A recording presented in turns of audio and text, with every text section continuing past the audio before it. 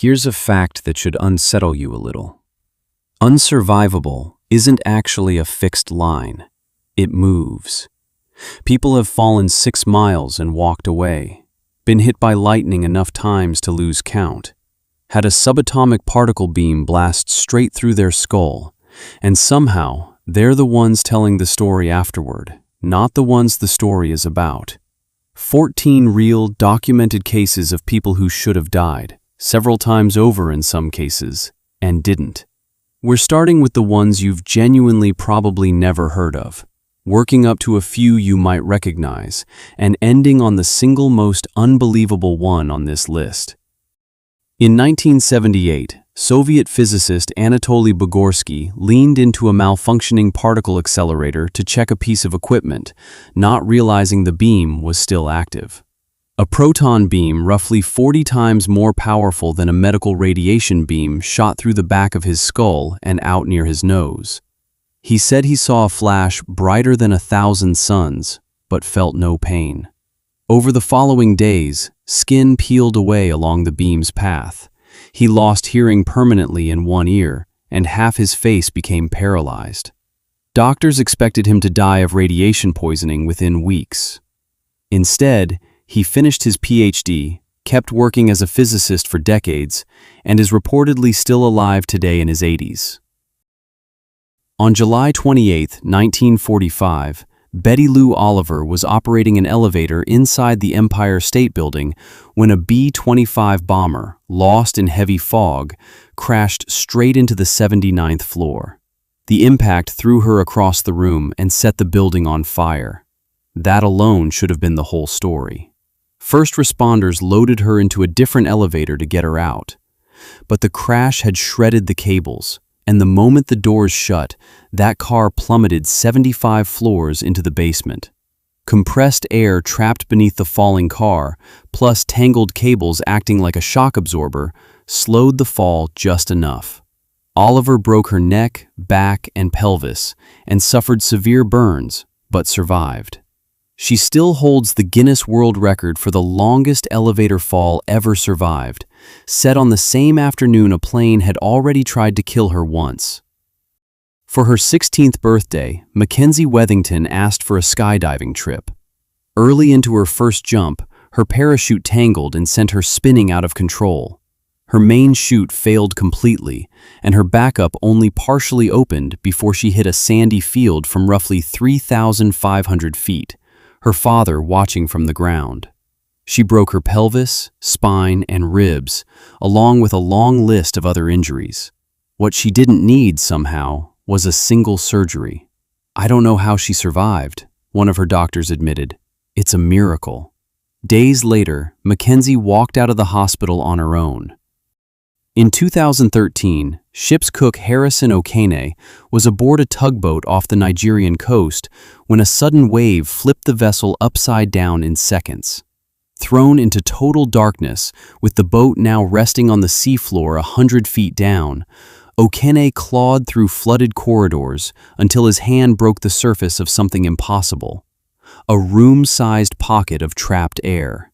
For roughly the next 60 hours, he stayed in that bubble, rationing movement and breath as oxygen thinned, listening to sharks bumping the hull in the dark, and reciting psalms to stay calm, knowing panic alone burns through oxygen faster than almost anything else.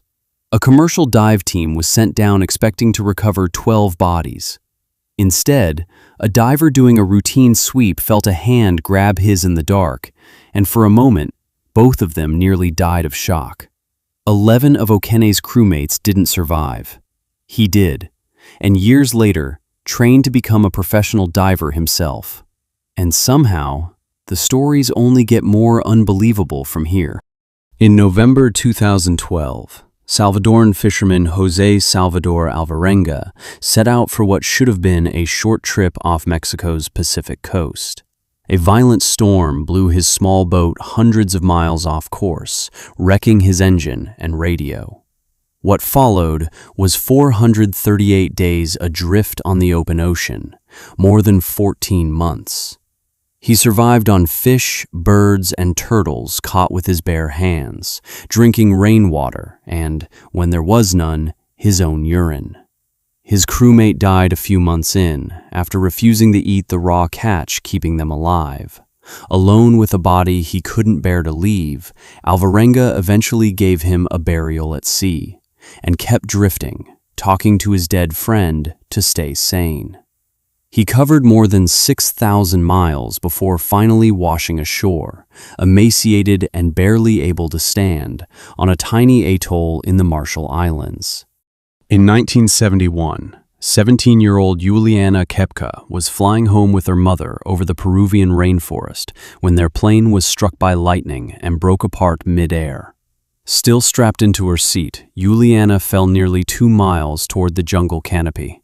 She survived, with a broken collarbone, a knee injury, one eye swollen shut, and gashes across her body. Alive but alone on the rainforest floor. Raised by naturalist parents who'd taught her wilderness basics, she followed a trickle of water downstream, knowing it would eventually lead to people. For 11 days she walked, wading through a river she knew held piranhas and caimans, surviving on a single bag of candy salvaged from the wreckage. She was finally found by loggers. She was the flight's only survivor, and once she recovered, she returned to the crash site to help searchers locate the other victims, including her own mother. Park Ranger Roy Sullivan holds a Guinness World Record nobody wants. Struck by lightning 7 separate times between 1942 and 1977, and walked away from every one. The first strike set a fire lookout tower ablaze around him and burned a hole through his shoe. Later strikes set his hair on fire more than once, one so bad he had to run for a bathroom tap, then discovered his head didn't fit under it. His own truck was struck while he was driving it, nearly rolling off a cliff with him unconscious inside. On his final strike in 1977, while fishing alone, lightning set his hair ablaze again, and as he sat there recovering, a black bear wandered over and tried to steal the trout off his line.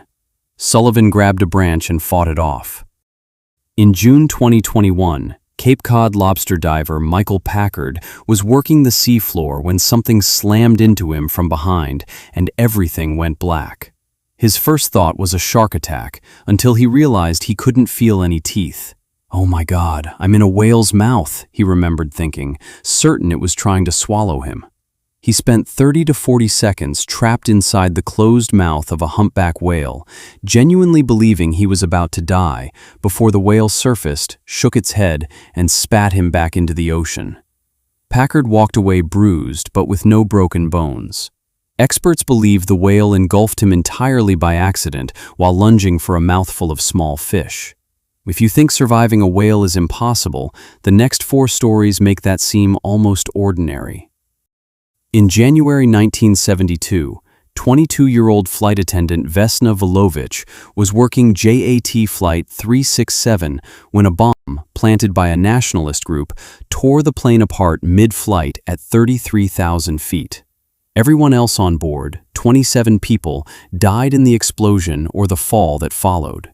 Vulovic, pinned inside a section of fuselage by a food cart, fell more than 6 miles before the wreckage crash-landed at just the right angle on a snow-covered wooded slope. She woke in a hospital with no memory of the crash, having broken her skull, spine, pelvis, and both legs, temporarily paralyzed from the waist down. She recovered and walked again within a year, and still holds the record for the highest fall ever survived without a parachute, a record earned by surviving an act of violence no one else on that plane lived through. In May 1999, Swedish radiologist Anna Bogenholm was skiing in Norway when she lost control on an icy slope and slid headfirst into a frozen stream, trapped upside down under a sheet of ice with only a small air pocket to breathe from. Her friends couldn't free her, and it took rescuers roughly 80 minutes to cut her out. By the time she reached the hospital, her heart had stopped, and her body temperature had dropped to 13.7 degrees Celsius, the lowest core body temperature ever recorded in a survivor of accidental hypothermia. Doctors slowly warmed her blood outside her body using a heart-lung bypass machine, and hours later, her heart started beating again on its own. She spent weeks in intensive care and months relearning basic movement, but recovered almost completely and went back to practicing medicine, this time treating patients with the very condition that nearly killed her. In 1848, 25-year-old railroad foreman Phineas Gage was using an iron tamping rod, over a meter long and 13 pounds, to pack explosive powder into a rock for a blast. The powder detonated early. The rod shot upward through his left cheek, behind his eye, straight through the front of his brain, and out through the top of his skull, landing more than 80 feet away. Gage did not die. He barely lost consciousness. Within minutes he was reportedly talking, and shortly after, walking with help to a cart that took him into town for treatment. He survived, physically, for almost 12 more years. But people who knew him said he was never quite the same person again, describing someone they no longer fully recognized. Gage's case became one of the founding stories in our understanding of how the brain shapes personality, still taught in psychology classes today. In August 1945, engineer Tsutomu Yamaguchi was in Hiroshima on a 3-month work assignment when he was delayed leaving for the day after realizing he'd forgotten his identification. He was walking to his office when the first atomic bomb used in warfare detonated less than 2 miles away. The blast knocked him unconscious, ruptured his eardrums, and left severe burns across the left side of his body. He survived the night in a bomb shelter, and the next day did the only thing that made sense to him. He went home. His hometown was Nagasaki. He arrived just in time to be there, injured and bandaged, describing what he'd witnessed to his supervisor at work when the second atomic bomb detonated almost directly overhead. He survived that one too. Across both bombings, roughly 210,000 people were killed by the end of that year alone. Yamaguchi lived to be 93, spending much of his later life speaking publicly about nuclear disarmament, one of the very few people in recorded history to survive being present at both atomic bombings of the war. 14 people.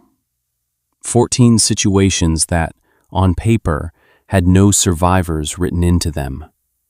A proton beam through the skull, a fall from 6 miles up, 438 days lost at sea, 2 separate atomic bombs.